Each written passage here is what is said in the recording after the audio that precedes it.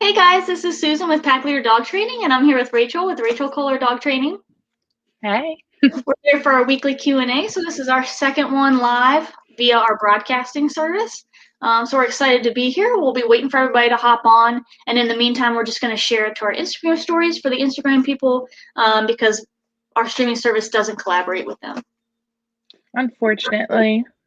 Another thing to note about our streaming service is wherever you're watching us, whether it be my Facebook or YouTube or Susan's Facebook or YouTube, you're not going to see all the comments, but we'll see them all. So no matter where you comment, we're going to see it. So let's post this on Instagram.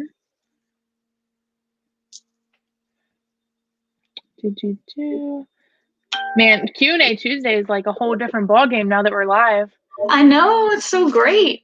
It's such a different feel. It really is. It's like, this is only our second one ever, but really, it's Q&A 21. Yeah, because it used to, so when we would do these, it actually would be a 2-day process, especially for Rachel, because we would come on the day before, so she would appreciate it if we did it on a Sunday or Monday, because that would give her time to like edit it and be able to upload it onto all of our services. So this is just a little bit nicer of a way to do it. Let's see. Hi, Paula. Abby and her humans say hello. Aw. Hey there. Glad you can make it this week. Hopefully we'll have some good stuff for you. How's Miss Abby doing? Hey, Sarah. SJ's mom, Sarah, says hello. See, she tells me about SJ all the time. It's like, I know SJ. I know. I still talk about SJ and Abby a lot. But SJ, like, I get to see her on training plays every week, so it's really exciting. What have you been doing with her? With Miss SJ? Yeah. Let's see. So we are working on some fun tricks for the play part of our train and play. So roll over, she's doing pretty good with. So I'm still luring her. She's not at the point where her mom's able to just say roll over and she does it yet. But working on roll over, almost away from the hand lure. And then I was also working on the touch stick with her just for fun, getting her to touch, which I don't have it. Touch stick, for anyone who doesn't know, it's just like a little ball and she goes and puts her nose on it. And then for training, we've been working on doing some more e-collar stuff. Oh, nice. Yeah, she's fun. And she loves the Jolly Ball like Gaia. That's their both of their favorite thing. Isn't that funny? Right? It's a pretty thing because it's the Jolly Ball. It's like supposed to be like really big and tough for him. But they of course destroy it anyways. That makes sense because my guys like the small balls, so yeah. Makes sense. Right. So I'm gonna ask you a question that I have. All right. So how do I stop my one dog from humping my other dog? All right. So how do you stop? When the question is how do you stop something, you want to apply a correction. You need to communicate to the dog in a way that they understand that behavior is something I don't want anymore. So you're going to start by marking it. Your dog goes to mount the other dog. If it gets to that point, I'll address something else in a second. But your dog goes to mount your other dog, you're going to say no and correct. So what is that correction going to look like? It's going to depend on you and your dog. It could be an e-collar correction, a spray bottle, a bonker, compressed air, whatever is going to be effective for that dog. You want to do that one because it's just rude. And then a lot of times that can turn really ugly when the dog who's being mounted doesn't appreciate that. It can kind of turn ugly. And you want to advocate for that dog. So there's things you can do to prevent that from happening, like giving them more structures and not letting them get to each other. Or you can even out them from each other. But the actual act of it, if you can catch it in the act and mark it with no, you can then correct after. Perfect. What do you think? I forgot about out. I think you were going to say that, and then I was like, nope, I got it. Yes. Thank you. So yeah, that's exactly what I would do. So how do you stop? Fill in the blank is usually apply effective punisher, and the dog will let you know what that is. So if you do, let's say, use a bonker to stop it, if it stops it in that moment and then the dog goes right back to it, that wasn't an effective punisher. Just keep that in mind too. What I tell clients is if you have to use the same punisher 3, 5, 7 times, let's move to a different punisher because that's not an effective punisher for that dog. Right. Where else was I going to comment? I was going to say something else about that. And then remember, Sarah just said her and SG just got in from playing with the Jolly Ball. Well, nice. So cute. Is it muddy down there? Like we got a ton of rain. I don't know about Sarah, but my whole backyard right now is a pond. Like it's just water everywhere. It's disgusting. I'm ready for spring and summer and not cold weather. Yes. Almost all of our snow is melted, so. It is? Almost. Nice. Yeah. Good. Snow's gross. All right, so Susan, I don't have any questions for you, but I do have a topic of something I want to talk about. And this is something for all of us, ourselves included, but talking about how important it is to stay consistent with your dog. And a personal attack on me, Rachel? No, it's more a personal attack on myself. No, I'm just kidding. I mean, I'm not. So with all of us, so even with us, Susan gave me some crap the other day because I was sending her a video of Gaia and loving crap. I know. Okay, so with our recall command, it means come to me and plant yourself. So Gaia was outside, it was cold and it was rainy, and she was just walking around the yard doing her thing. And I'm like, no. I was like, Gaia, here. So I did the formal recall. Gaia gets to me and I'm like, I want to freaking go inside. It's raining. So then we just walked inside together. And Susan was like, Rachel, you didn't follow through with your recall. And I didn't. And that was my bad. So something as simple as that, if I were to get in the habit of doing that, now I usually don't. I'm usually really good about it because recall is a command I'm very particular about. But if I were to get in the habit of doing that, then it'd be really likely that when the day comes that I want to recall her and I want her to sit, she's going to be like, why should I sit when the past 10 times I didn't have to? Right. That's one thing. What do you think? Do you have anything to add to that, or like why? No, I guess I didn't even touch on like why it's important for the dog. Yeah, it's like whatever your pattern is going to be your new like level of expectations for the dog. So, I mean, I can notice it with my dogs. Okay, today, it was today. I decided to say place to my dog Little, and I was in the kitchen, so I placed her in the living room. And I'm like, my dogs are on point because I'm a trainer. Now, mind you, she does not have her tools on because I'm a trainer, and this dog should know better. Oh, should know better. So anyway, we'll chat on that. I told her place, and then I was in the kitchen, and all of a sudden, like I hear a, and I was like, I almost swore right there. I was like, what the heck? And I look over, and there's nobody on the place bed. Little had ran up the stairs, like literally. I gotta go. Got up the bed. I'm like, excuse you. Because you should know better. And now I'm like yelling at my dog when if I would have just had the tools on and like, I don't know, maybe done place in the last 3 weeks with her, we should have known to stay on her bed. Right. So, who should I be mad at? Me. Right. Not her. And it was pretty funny. Little was like, nope, no, I'm just kidding. I ran the whole way up the stairs. Just like, gotta go. And then, that just reminded me, Gaia, so she had her surgery last week, 2 weeks ago. And since she's been wearing her cone, so she can't fit her big freaking cone in her kennel. So I haven't been kenneling her. So she had gone like a week and a half without going in the kennel because she'd just been like out in my room with the cone on, or I've let her sleep in bed with me a couple times. So what was it? The other day we were getting, was I on the phone with you? I don't know, but I told Gaia to go to her kennel and she was like, no. And I was like, Gaia, who do you think you are? Because I do kennel with her pretty much before her surgery. We would do it every day because my office space is right here and her kennel is directly across the room. So I'll just send her to a kennel.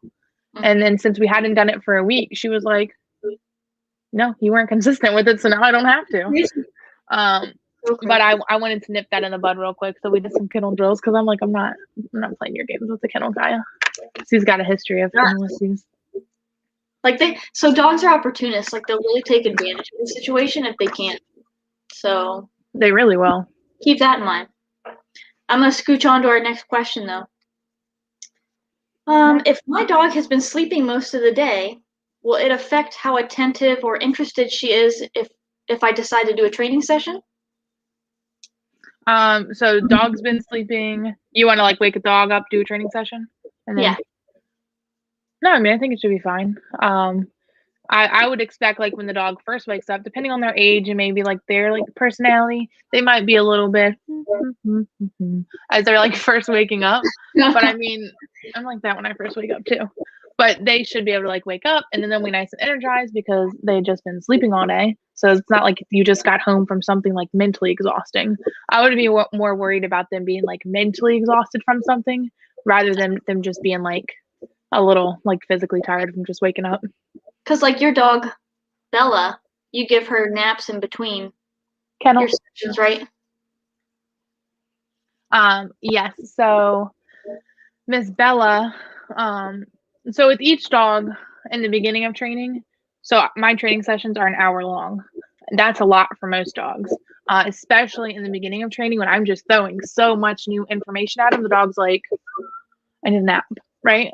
So with Bella specifically, I get there and she usually is just waking up from a nap because she's a cute little Frenchie and wants to nap all day. So I get there, she wakes up, we train, and usually at about 30 minutes, I can see her like dragging along a bit. So I give her a second and she like falls asleep. And then I give her like a 5-minute break and then we get back to work. Nice. But I don't know if I can answer your question. Like when you give her a break, is she just excited to like work after she wakes up? Yeah, she pretty much wakes up and is like, okay. And then again, like the break's only like 5 minutes. I think one time it was like 10 minutes because I was posting the story. But she's just ready to keep on with her day. She got her little power nap, nice little reset, and then we keep on working. Nice. Yeah. What is your experience with that? Yeah, honestly, I'd never really thought of it. I thought it was a really interesting question because I never heard it. Yeah, of that. Because I thought of that too. Like I'll wake my dog up from sleeping and be like, "Hey, come do this thing," and I never thought to think like they just woke up. Like I'm kind of crabby when I wake up. Like we really expect something different out of our dogs than like we do people. Because like if you woke me up in the morning to work, I would give you a big screw you and go back to bed. Right. That is really funny though, because I have actually never thought about it. And like Gaia, for the most part, sleeps all day until like we go outside for potty, playtime, training time, whatever. And if your dog's like, or like with your boarding dogs, they're in the kennel and then they work and then they're back in the kennel. When they're in the kennel, they're probably sleeping. So it's like sleep, wake up, do some work, and then you do like if you do some free time with them or whatever, but it's pretty much like sleep and then work. So they're fine. Yeah. I need to take the advice of dogs and just kind of like get up and go. Right. I like to snooze my alarm for 20 minutes. Okay. Next one. My 18-week-old hound pup gets car sick. Is there a way to get him used to the car? So I'm trying to think. So there's a couple like different approaches you can go with this. And I'm just kind of spitballing with all these because luckily Guy doesn't have that issue and I haven't really had any experience with it. So first I just would like make sure you don't like feed him a big meal right before you get in the car. That's definitely going to help. You can desensitize him to the car by putting him in there. How old? You said 13 weeks old? 18. Okay. That's still pretty young. So, you want to give them the benefit of the doubt, maybe like put them in the car every now and then for just desensitization purposes and not drive them anywhere because they're either getting sick because it's like motion sickness or they're like just so amped up to be going somewhere and then they throw up. So desensitize them to the car. We're going to get in here and then we're going to get out. We're not going anywhere. Once your pup is trained, you could have them in and down in the car or a lay, stay. I don't know which one you do in the car, down or lay or low level. I don't know. It's a low level or I'll calm down. Okay, because I know how you feel about low level, so I didn't want to go in there. But you desensitize them to it, take short trips, put them in a command. You could try a kennel, but then I just feel like kennels and cars are like, they give me headaches. It's a lot of work. It takes up so much space. Yeah, and then I'm always like, I had Guy in a kennel in the car one time. I was driving somewhere with another trainer, and she had some dogs in the car, so they were all in their kennels. And like I could just hear a guy like sliding around in the kennel. Oh And yeah. then luckily there was like 3 kennels, so the kennels themselves didn't move. But then I'm always worried, like, what if like the kennel itself is moving around in the car? I don't know. Yeah. But yeah, that would be my advice, like to sensitize them to the car, and then when possible, like once they're trained, have them in an obedience command in the car. What Yeah. do you think? What are your tips and tricks? So you definitely want to fast them 2 hours before a car ride. And you can start like with Rachel. So while you're training your dog the obedience command, because so I do car drills with my board and train dogs, and that means that there's manners to the car. So I treat the car as though it's a big crate. You have to sit before you go up into it, and then when you're inside of the car, you're in a down. Whole time it's moving, and then when I come to a stop, you're laying down until I open the hatch. You can stand up, but you can't rush out. So that's going to help a lot because I think the puppy's probably like crazy, excited about the car. In fact, I know that this dog is pretty crazy.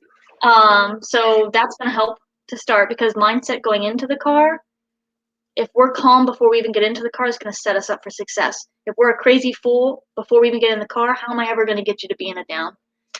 So you're going to want to make sure that your dog understands the down command or just being down before you ever get to the car. Meantime, so while you're teaching down, you can just be in the car and like create a calm environment. So like the car's not moving because until you get your dog e-collar trained, you can't hold them accountable for being in a down in the car. So just go in the car, and like when we go in the car, you lay down. Be in there for 5-10 minutes, now we're going to leave. And then do that regularly. And then once your dog is e-collar trained, just teach the auto down in the car. And I do have a video going over all of that too. But that'll really help, plus the fasting. Yeah. That was great because I didn't even think about car drills because we've said it before. The car is just like a giant kennel. So do those drills, practice it, and it should help a lot. Yeah. And then, yeah, fast them. So, like, just in case. Just in case. You got something else for me? Yeah, you said you don't have any questions? No. Okay. I heard that you only recommend a certain e-collar. I can't afford that one right now and was going to buy a cheaper one to hold me over. Is there a less expensive collar you can suggest?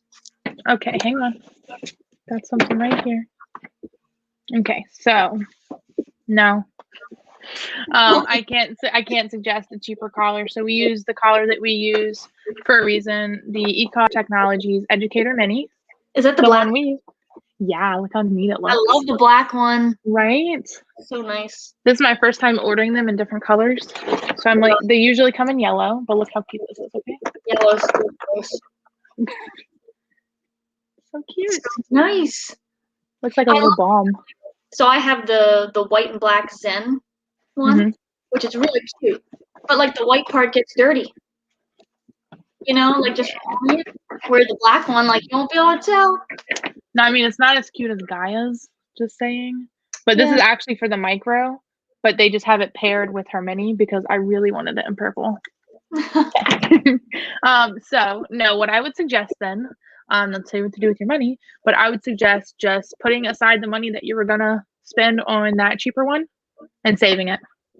And then when you can put aside a little bit more, I would save up and buy this. They're not the cheapest. They're $180, I think, on Amazon. But they're definitely worth it. You know, the expression, you get what you pay for. You really get what you pay for. I've never had an issue with the eCollar Technologies e-collar.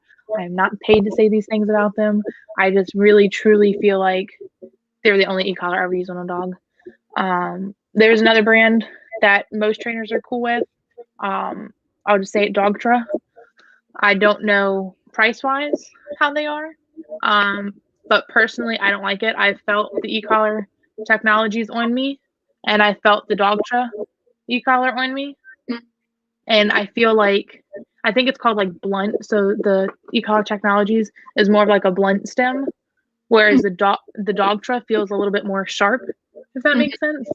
I personally just like the e-collar Technologies. Yeah. But one more thing to throw in, you know, if you're ready for e-collar training, that means you've already done a lot of work with your dog, so that's great.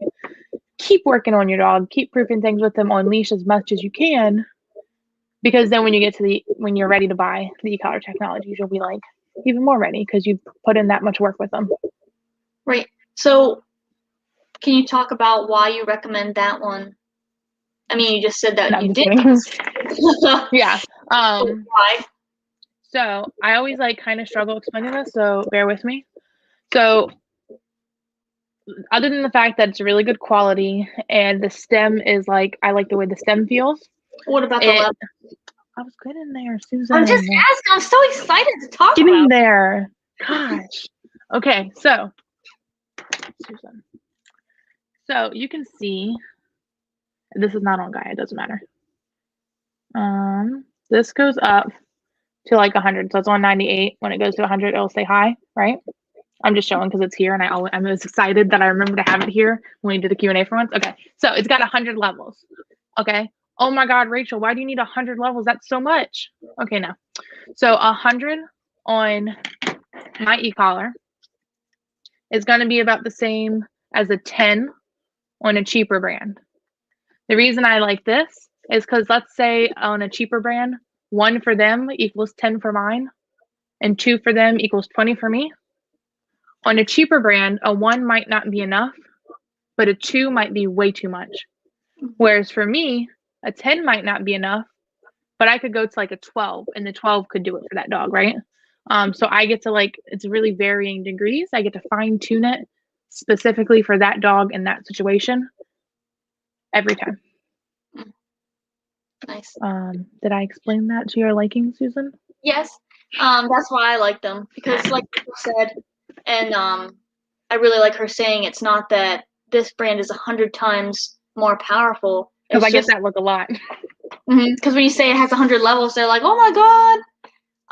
You're like, no, it goes just as high as the other ones, but now I can actually find your dog's level, because some dogs, even a 1 is too high on a cheap collar. So it's like, well, what are you going to do now? Because you can't go lower than a 1.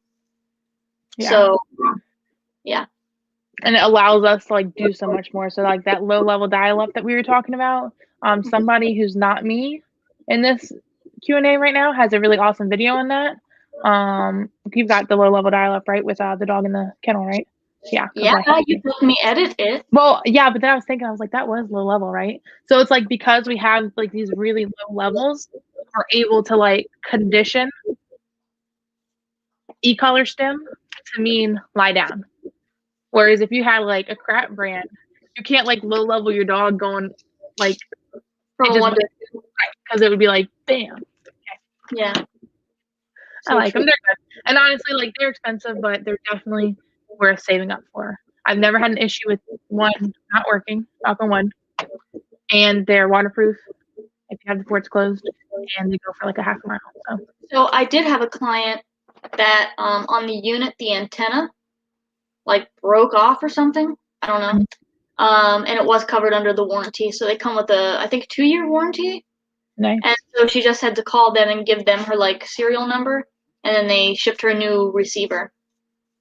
Nice. So the warranty is really awesome. Yeah, I like them. Did I answer the question now? Yes. Okay. Got a lot of puppy questions. Woo, got lots of puppies. My 14-week GSD pup was really doing well with listening to me, but in the last week or so seems to be blowing me off. What should I do? All right, so 14-week-old German Shepherd was listening and is now blowing you off. Do we want to answer this, or do we want to? Sorry, I read the comment from Joan. We can skip. You can ask her a question first. Okay, let's see. This is from Joan. Hello, quick question. Working with an awesome trainer, Susan. Oh, I'm pointing the wrong way because I'm backwards, Susan. Input on camera system app that I can use to watch my dog in the other room, just to make sure she stays on her place or lay while I am making coffee or dinner. Thank you. Okay, so the one that I have is Zmodo. It's ZMODO. And so the glare is too bad. You can't see nothing. Anyway, it has each of my cameras that I have on this app. So let's see if I can turn this down. I got them from Walmart, I think online. Is that better? Okay, kind of. So each of these pictures, like on the side here, are my camera systems that I have set up. So I have one for the living room, one for the dog kennel, and one for outside. So I got them off Walmart. I think a 2-pack was like $50, crazy cheap.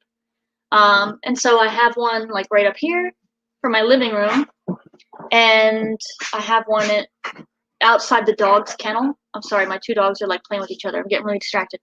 I have one outside the dog kennel, so like if I have a dog boarding and they're in the kennel, no thank you. Down. Down. If they're in the kennel, then I can see if the dog's like misbehaving. But yeah, it was like $50. It's ZMODO. And then it comes with like a free app. So you just get the app, you set up your cameras, and it's freaking cheap and awesome. And I love it. Nice. Yeah, I like having the nanny cams. I've got maybe 3 in one room. Yeah, I know I'm a weirdo. But yeah, they're really good, and it's just like Joan said, so you can like hold your dog accountable and walk out. So that's gonna teach the pup to you've got to listen even when like I'm not in the room, which is cool because I always tell my clients, you don't get to leave the room because you can't hold your dog accountable. But now she'll be able to, so that's awesome. Right. And she says, "Okay, thank you, great explanation, you rock." Woot, woot. Yeah, Susan is pretty awesome. I mean, thank you. I mean, you guys are biased, but I mean, you're okay. You're fine, I guess. Yeah, see, so we have this thing going on, so we voice memo a lot instead of like talking. We voice memo. No, thank you. And so, like when we're talking back and forth, she's always there to be like, "Oh, hi, Mackenzie." She's always there to like listen to me like whine and complain, but then also like listen to me when I'm very excited about something, and she'll share that excitement. So anyway, we'll say really nice things to each other, like, "Thanks for being there for me, girl. Like, love you." Okay, enough with that crap. Like, let's insult each other now. Because I don't even like you like that. Just move on. Yeah. Did we tell this story last time? I think we did in a Q&A already. How we have like such like a dry humor with each other that. Yeah, you could tell it again. Okay. Well, while we were in our internship, so we've always, I guess, just had this relationship where we're just jerks to each other, but in a funny way. So while we were at the internship where we met at, we were having our own conversation, which I'm sure was just us saying mean things back and forth to each other. And then a bystander who happened to be in the training room was like, "You guys like need to calm down. Like, are y'all okay?" And they like just thought we were actually gonna fight. Yeah. But we're just sitting here like we're so straight faced about it, but like in our heads like we're laughing. So over the voice memos, like because you can't see like facial expressions, we'll like laugh in the voice memo. But like in real life, like we don't laugh. Like we'll just like right. What did you say? You were like, "Oh yeah, we'll like say something mean or say we hate each other," and then be like, "Okay, when are we getting Chipotle?" Like just move right on to the next thing. You freaking jerk. But those people at the internship, they had to set it like 2 or 3 different times. Mm-hmm. They tried to like break us up because they thought we were fighting with each other. So it was pretty funny. Yeah. On a completely unrelated note, before I forget, and before anyone asks any questions, how cute is our new little logo that we have? I just want to acknowledge that because it's two really, I don't know where to point. It's backwards. It's like there. 2 really cute little doggies. The 2 dogs that started it all. Right? Aren't they the best? Aren't they the cutest? They're freaking cutest, yeah. Don't tell her that though. I did just want to comment on that because I was looking at it and I'm like, oh my gosh, look how cute that is. It's super cute. I love it. And Rachel designed it, so. Susan helped me. I said, yeah, that looks good. Okay, so next question. Next. Is there a go-to word to use in emergencies if you really need to get your dog's attention? Like I'm trying to think. I have a bad habit of talking to Gaia. I just freaking talk to her all day long. So unless I'm giving her a command, she pretty much ignores me, which is fine because that's the relationship I'm okay with having with her because I like to talk, apparently. I guess, their name if we haven't desensitized them to that. I don't know like what type of emergency this would be or what type of situation. What type of, I don't know. I would just recall them. I'd have a really solid recall and recall them. So I've got this funny story that I tell clients when I'm talking about recall, right? So other than like when I messed up the other night and didn't do it and Susan yelled at me and was really mean to me, my recall means come to me, sit and plant yourself, right? Because I always say, if there's an emergency, I want your hiney all the way over here and I want to be able to leash you up, right? Because I'd say if there's a freaking fire-breathing dragon on the other side of the street, I want you to come all the way to me, leash you up, and let's go. So like in that emergency, I would just recall my dog. Right. What do you think? Yeah, I mean, a word is just a word. Like we've said that so many times. My go-to word is cucumber. So like you can teach your dog anything, like it's just a word. So no, there's no go-to word that you can just like randomly shout at your dog and have them be like, oh my God, hello. It's what you teach them, right? So you make a dog do a behavior, and now you can link a word to it. So that's how we train everything, Rachel and I. So you train the dog a behavior. So butt hits the ground, butt hits the ground, butt hits the ground. Now that I know your butt hits the ground every time I do a motion, now I'm going to link a word to it. So again, there's no random magical word. It's all in what you teach the dog and what it means. Yeah. Jen says, but what if it was a passive fire-breathing dragon? But you just don't know. I know, like I want to recall my dog to me, leash her up just to be safe. You know, I don't know if that dragon's had its like rabies shots or anything, so we just play it safe. But if you, so a little, not that I want to share like all of my things, but like I'm reading a series and there's dragons in it. So if I saw a fire-breathing dragon, I would walk up to it, not away from it. But that's just me. See, if I did, I don't know. If I had a dog with me, I'd probably just be like worried that it's like the dog. I'd probably like, yeah, get the dog to safety, and then be like, I gotta go take my camera out and get some pictures of that fire-breathing dragon. She says, okay, I understand. Safety first. Yeah, I mean, for the dog, like, I would like go towards it to get a good picture. I can see myself you doing could just put your dog in a lay stay and then go over to see the fire-breathing dragon. You're right. So recall my dog to me down, and then I'll go get my pictures. That's good thinking. Glad we worked that. Now I know I'm prepared for that situation. That's why we're here, to work out. We work through problem solving. Exactly. We do. You ready for my next one? Yes, Susan, I'm always ready. Unless you ask me how long to do something. She loves lengthy questions, like how long do I blah? I have no sense of time, like at all. Yeah. Okay. How do you get a dog to understand to stay without saying it? I can't seem to get my dog to stay on place for more than a minute. Okay, first off, Joan, you're so sweet. Aw. Okay. You guys are amazing. Aww. Because we like fire-breathing dragons, or no, because we're problem solving. Oh, okay. Problems. I mean, if it's because of the dragons, I'm okay with that. We don't need reason. Thank you. That was sweet. So the question was, how can I teach my dog to stay without saying stay? Was it the question? Yeah. Okay, so this person said they can't seem to get their dog to stay on place for longer than a minute. Okay, cool. So I'm gonna address that as like a separate comment if you're okay with it. The place for longer than a minute thing. So my first thing is the command is what you train it, right? So just like you said, like with the cucumber and the magic word, the command is what I train it. So it's funny with SJ, talking about SJ again. I used to train the word stay. So SJ does know what stay means. Well, now that I'm coming back with her for train and plays, I'm taking away that stay. Because I mean, if I ask you to down, my downs are implied stays, Susan's are different. But if I ask you to down, you're gonna stay in your down until I release you. So I don't care if I can stay or not. So with her, it was kind of like a retraining her, changing my expectations, and then just holding her accountable from there. But with all my other dogs, new dogs coming in, that's just how I train it. I would train it the same way I would train stay, except for I'm not gonna say the word. Like sit means sit until I release you. Hope that kind of answered that, because I do want to address they can't get your dog to stay on place for longer than a minute. I would maybe take a step back. So if your dog is on place and you can't get them to stay there for longer than a minute, I do kind of want to make sure they have a pretty good understanding of place. Because most of the time, like if you mean like a literal minute, now that we're talking about time, like 60 seconds, then maybe like let's take a step back and make sure they have a super solid understanding of what place means first. Because place, I don't say stay. My place means go on the place cot, lie down, and stay there.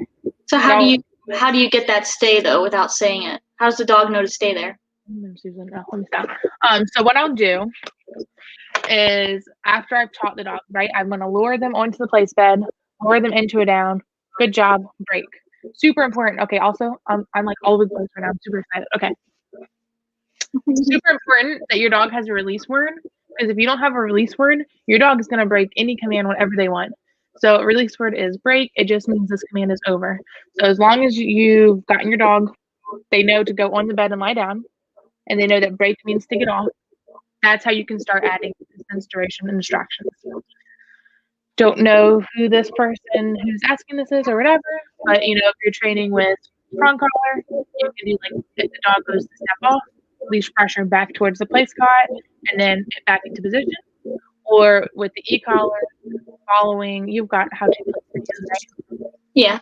Following Susan's awesome how to place videos, you can layer on the e-collar. But there's got to be some sort of consequence for the dog breaking the place, or else they're going to like have no reason to stay on it. Mm-hmm. So with my training, and the reason I really like balance training is I'm going to teach you what to do, right? So going into this that you want your place to have that 5 day. So that's what I'm teaching you. And then I'm going to hold you accountable for it. So there will be consequences for breaking it. Now in the beginning, it's like really consequences as you're teaching the dog. I don't really know if I really answered this question at all, but yeah, no, you did. Yeah. That's if anybody needs any clarification, you could for sure ask. But I think you did a good explanation. Like the dog knows to stay there, because if the dog gets up, I'm gonna say either at or no, whatever phase in the training I'm at. But I jump to e-collar training pretty quick. So if I'm on the e-collar, I'm gonna say no, and then apply pressure at their working level. Lead the dog back onto the bed, and then when the dog's laying down, pressure's off. So that's why the dog's going to stay there without me saying stay, because if they don't, there's a consequence. Right. And then when I'm done with the exercise, I'm going to say break, and then the dog knows the command's over. So that's how we get the built-in stay without saying it, because if the dog breaks command, we're going to make them go back into it. Right. Did you have another topic, or are you okay if I just give you a topic to talk about? I'm cool with whatever you want me to do, since you've been doing a lot. Oh, yeah, sure. Yeah. I know, I'm like, Susan's running this show for me tonight because I did not come prepared. So guys, if you have any questions, ask away. But the topic we can talk about in the meantime. Oh, and sorry, I'm going to interrupt you since you always interrupt me. You can even ask non-dog related questions if you want. I mean, if you want to know, like, is this my natural hair color? The answer's right here. But you can ask anything else you want to know. Natural hair. Okay. What was I gonna say? Oh yeah, Susan, you're funny. Okay, ready? This is gonna come to a shocker, right? Ready? Your dog probably does not know better. So I hear all the time my owners say, and this is why Susan laughed earlier when she said that, all the time owners will say to me, Fido was just digging in the trash, but he knows better. And what's another dog name? Fluffy didn't come to me when I called her, and she knows better. But in reality, you've never told Fido he can't dig in the trash. And you've probably never given Fido the structure for him to know he can't dig in the trash. Little Fluffy over here has never been trained a recall. So she doesn't know she has to come to you when you call her. She's just probably coincidentally done it because she heard you say something and was like, oh, let me run over to you. But she never knew that she had to. Likely. Now, if your dog is trained, and like if I were to recall Gaia, she knows she's supposed to come to me. So if she doesn't, I'm going to say no, and she's going to get a correction because bring your hiney to me. And then she's going to come to me, and it's going to be a good job, and we can move on. And I'm going to make her sit, Susan. Thank you for even not even saying it. But yeah, so it's like, especially with puppies, your dog doesn't know better. They're not just born that golden retriever that you see in the movies that's perfect and like they never need any training and they're just there, right? That's not real life. I wish it was, and Gaia really promised me that it wasn't. But that's not real life. Your dog doesn't know anything until you teach it. Mm. That's becoming like a big pet peeve of mine. Like your dog doesn't know better unless you teach him. Right. Yeah. Sorry, that turned into a rant. Apparently, I had a lot of feelings about that. That's why I laughed, not because of you not making your dog sit when she recalls, but I laughed because you said, "Let me ask you a thing," and then you just rode along with it. So you know. I apparently had some pent up feelings that I needed to let out. So Susan, what are your thoughts? So yeah, what Rachel said is true. Your dog doesn't know better unless you've done the reps. So have you done like 200-300 reps of a certain thing? Then yeah, your dog should probably know better if there were consequences. So do the reps just look like, rewarding only? And then like if the dog doesn't do the behavior, just like, whatever. Then the dog still doesn't know better because there's no consequence for not doing it. So with the way we train, it's like you get food for doing it. If you don't do it, there's a correction now, or like some kind of consequence, like pressure, wherever. Yeah. So like you do know better after hundreds and hundreds of reps. And how do we know that? Because there's like a magical place when you're doing e-collar training. So if once your dog or the dog that we're training, they're on place. I'm sitting here doing this Q&A, and there's a dog on that place bed. There isn't, but there could be. If that dog broke place and I said, no, and then picked up the remote and started with continuous stim, when that dog turns around and goes back and lays on that bed, then I'm like, yep, you knew better, because you knew what to do when they felt that stim. They were like, oh, nuts. Sorry, my bad. So like you knew better. Whereas the dog, if I say no and hold down pressure and they're standing there like, and then they start to walk further away from the bed, and they didn't know better. So I just have to show them. So I'll take the leash and then guide them back onto the place bed. But like that's a prime example. So, they don't know better unless you teach them to know better. Yeah. That was a good one. Thanks. Yeah, I really wasn't anticipating on like ranting on that, but I did. Well, here, let me give you a question. Okay. No, this is a good one. Oh goodness. My one coonhound pup cries if she isn't with our male coonhound.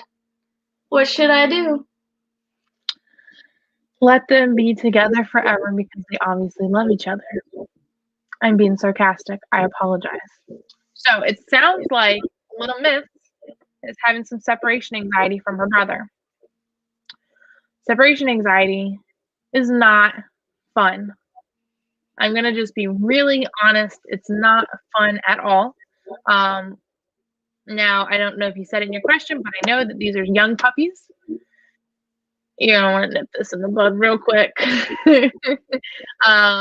So my recommendation would be, okay, so I'm going to go on a whole rant. Okay, stop. The question was how to get her to stop whining when she's not with her brother. Mm-hmm. You could correct the behavior, right? You could do that. But for me, I want to go to the root. So yes, there are behavioral issues that I'm okay with just correcting it and moving on. Something like separation anxiety, that's a deeply rooted issue. And because she's a puppy, it might be easier to fix than an adult dog. I don't really know because I've not had experience with a puppy with separation anxiety. I would want to go to the root of that. So I would want to do training for both of them to give them lots of structure. I would want to do lots of spatial independence from each other.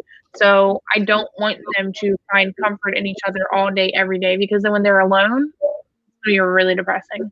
So I would recommend great training to everybody and their mother and their uncle and their brother We had a debate on who it was, everybody and who.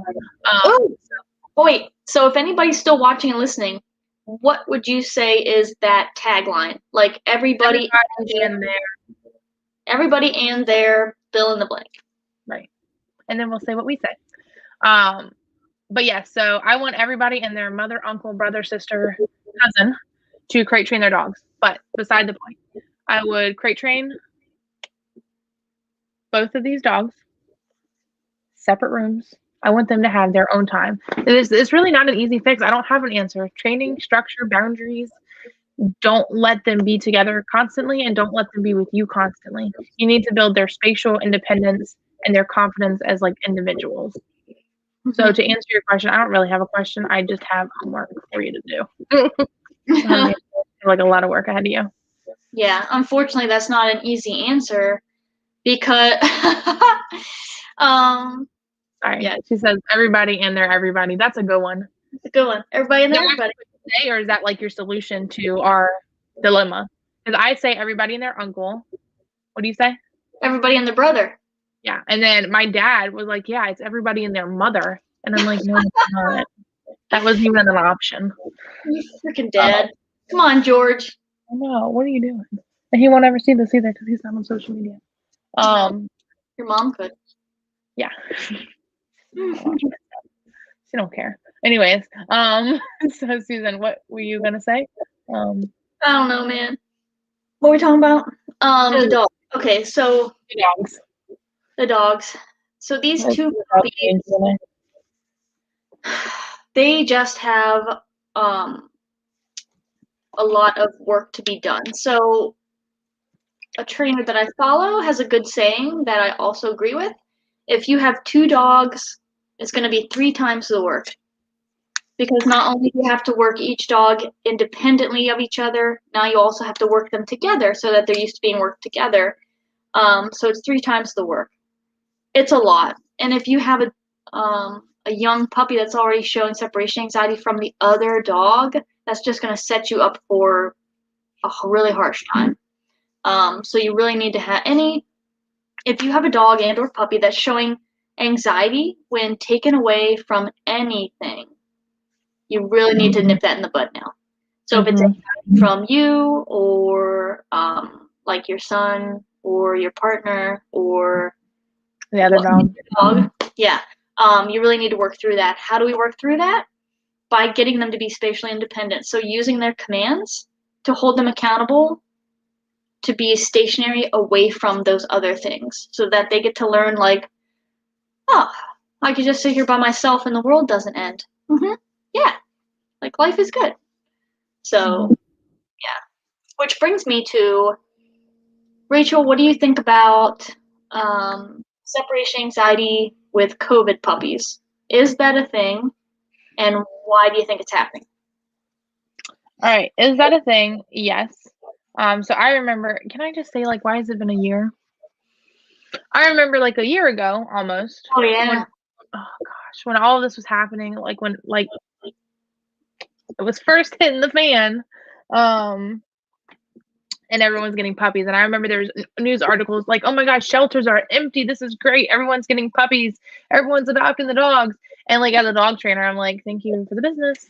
But also we're going to have a lot of issues ahead of us because quarantining, not going out, working from home. We are home all the time with our dogs, right? One day, and it's starting to slowly happen, but when the world resumes and people leave for work, the dog is going to think, what in tarnation? The entire time that I've lived here, everyone's been home. What? Your Southern came out. What in tarnation? Tarnation. But they're so used to having everyone around them all the time. That's life for them. And then suddenly, poof, your family's gone and you're stuck at home and you don't know what to do. You don't know when they're coming back. You don't know what to do with this energy. And then now the couch has exploded and I don't know how that happened. So yes, I definitely think it's a thing.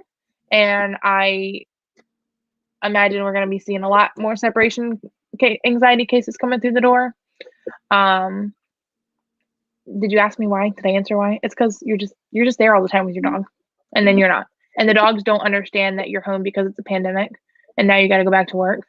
They don't understand any of that. It's just here you are, and now suddenly my life looks completely different.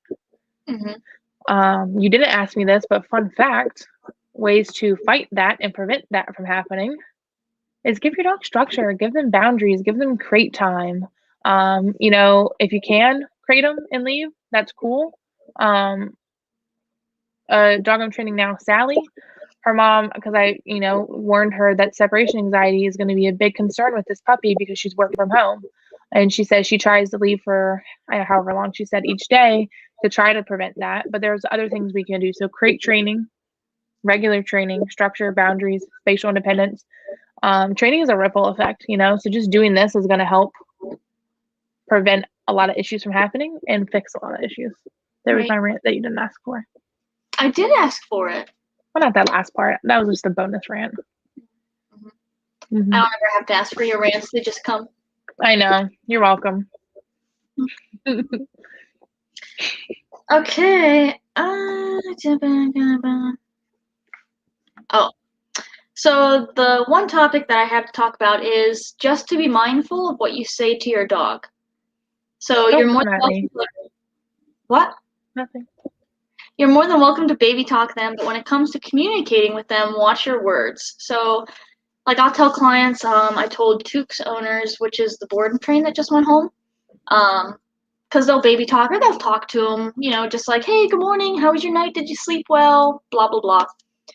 So you can baby talk your dog all you want, but if you're trying to communicate with them, so get them to do something, you need to be very clear and concise and consistent. So I was working with a client at one point,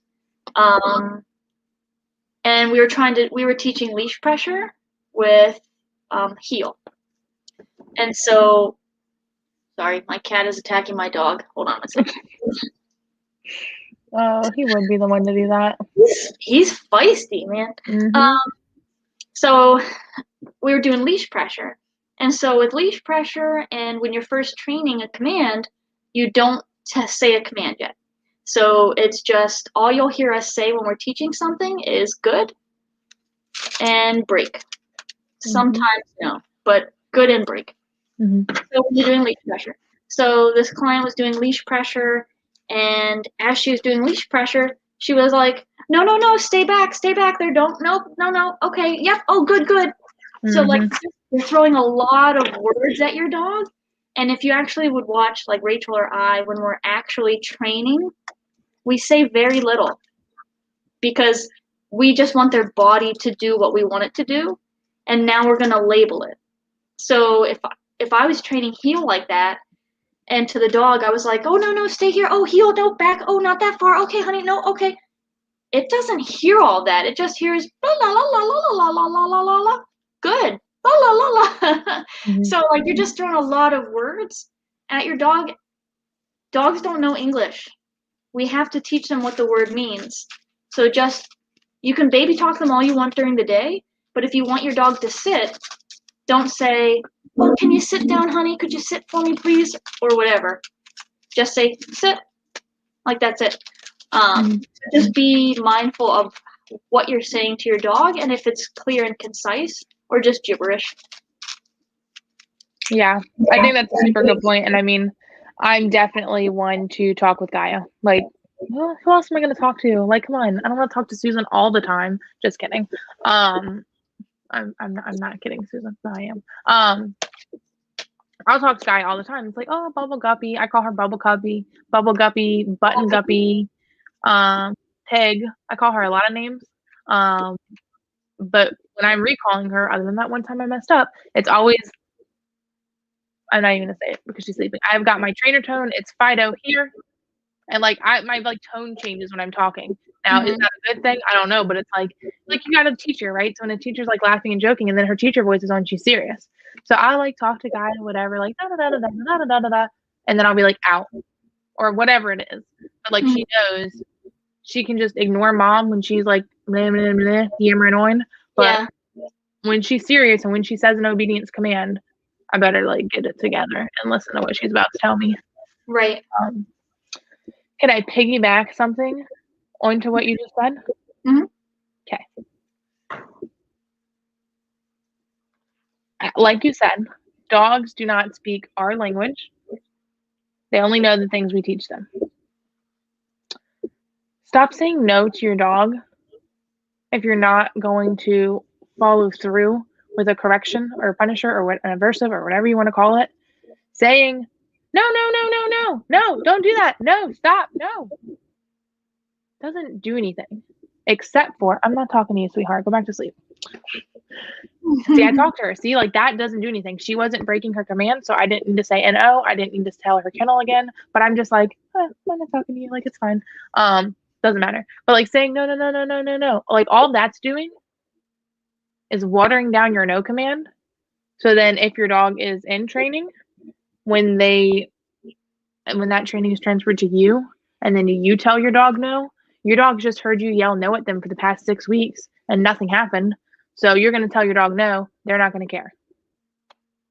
But even if they're not in training, whatever your word is, no, whatever, just yelling that and not following through with anything just doesn't do anything, and it like hurts me. Right. If there's no consequence, it's just a word. It's just like yelling cucumber. It means nothing. I like that your word is cucumber because my go-to is ketchup and mustard. I'm like, yeah, sit could be ketchup, down could be mustard. It's pretty funny. Yeah, I don't know. Yeah. I bought a cucumber today. Maybe. I like cucumber. Me too. Yeah.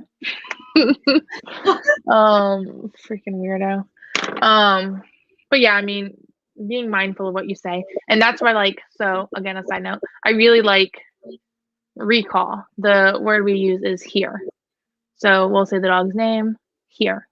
I really like that. I just changed that, I don't know, not long ago. I think maybe after our internship or right before it. And the reason is recall is the easiest command to mess up, I think. I mean, a lot of them are. But you're so used to just saying, hey, come here, come on, let's go. Not talking to you. You don't even know that word. What was the thing? Oh yeah, owners will say that so naturally and it just slides right out of their mouth. And then they've got no way to follow through because their dog is either in training or hasn't been trained yet. They just hear, Fido, come, all the time. And that means nothing to them. So now that word's watered down. So I really like that we say here because it sounds very proper and official. So it's when you say here, do you feel like that? Because when I say here, I feel very proper. Yeah. And I'm I'm ready to follow through now because I just said this really fancy word, but it's just here. Especially when you do it outside. So I like it too because it does travel. Come just fall short. Mm-hmm. But I'm Sadie here, and you can just travels. And it sounds like you're some awesome dog daddy, right? Especially when your dog comes to you and sits. Right, and then people are oh, exactly. Yeah. But that was very off topic. Most everything I say is, hey, stop. Gaia. She doesn't have her cone on, and she was itching. Nice. But she stopped. Why does she need? She doesn't know what that word means. What'd you say? Why does she have a cone on? Or why does she have a cone on? This dog has so many issues. So basically, long story short, because we only have 2 minutes left, and it'll take an hour to explain all of her health issues. Right now, she's Gaia. Out. Thank you. Ear hematoma, so her ear filled up with blood or something. I don't know. I'm not a doctor.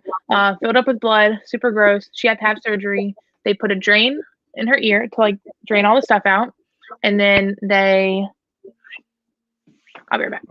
I have to now follow through and hold her accountable. Nice. Because, we're talking about it. So yeah, she had an ear hematoma. They put a drain in. She just had her drain removed, so she still has the sutures and a button to help hold her ear closed and flat. So she's not supposed to be scratching at her ear, but somebody doesn't have her e-collar or cone on. Okay, listen, Susan. I don't remember asking for your opinion about how I care for my dog. I'm a veterinary professional, and I have to hold you accountable for your actions, ma'am. Okay, thanks, Mom. See, that's what we're talking about. We're so sassy. But yeah, somebody has to go back to the vet tomorrow because her ear's filling up with fluid again. and then maybe she'll get her buttons out on Friday, but who knows now because starting this process over. Yeah. But yeah, that's my dog. She's usually always got something going on, but we made a deal. We made a deal that this was her last issue. After this, she's going to be healthy doggy until next year when she gets her updated shots, Right. vaccinations or whatever. Well, She pinky promised, so she better. Yep, we'll be done. And we're done because it's been an hour. Well, thank you for everybody who watched. It's been super awesome. Love doing these Q&As with this person who I tolerate. She's over here. She's fine. But it's a lot of fun. I think we are planning on pretty much making this a weekly thing.